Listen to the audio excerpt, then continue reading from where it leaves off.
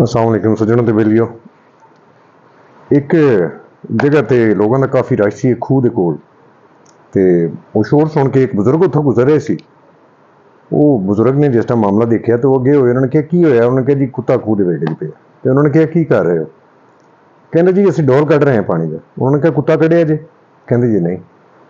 तो वो बुजुर्गों ने वो लोगों को समझाया कि हर जानवर जो कोई खूह के गिर के मर जाता है ਉਹਦੀ एक तादाद मुकर्रर है शरीयत ਦੇ ਵਿੱਚ, ਉਹਦੇ ਮੁਤਾਬਕ ਉਹਨੇ ਡੋਲ ਕੱਢਣੇ ਹੁੰਦੇ ਨੇ। लेकिन पहले उस जानवर ਨੂੰ ਕੱਢੋ, फिर उस तो बाद डोल ਕੱਢੋ। ਇਹ मिसाल साड़ी आम रोज़मर्रा जिंदगी 'ਚ भी सादर आती है कि एक कुत्ता साढ़े अंदर भी बैठा होया है, लेकिन असी डोल कड्ढी जा रहे हैं, कुत्ते ਨੂੰ नहीं ਕੱਢ रहे।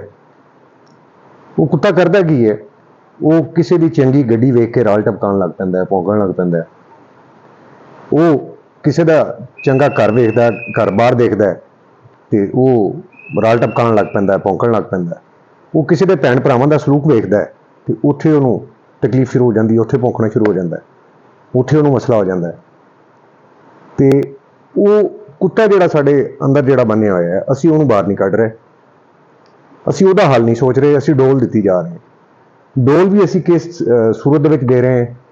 नमाज़ां दे डोल, सदके दे डोल, ज़कात दे डोल, खैरात दे डोल, चैरिटी के डोल जिहड़े ने वो दे जा रहे हैं।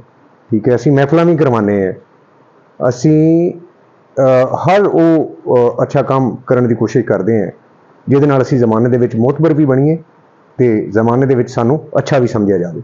लेकिन असीं अपने अंदरों कुत्ता कढ के राज़ी नहीं है।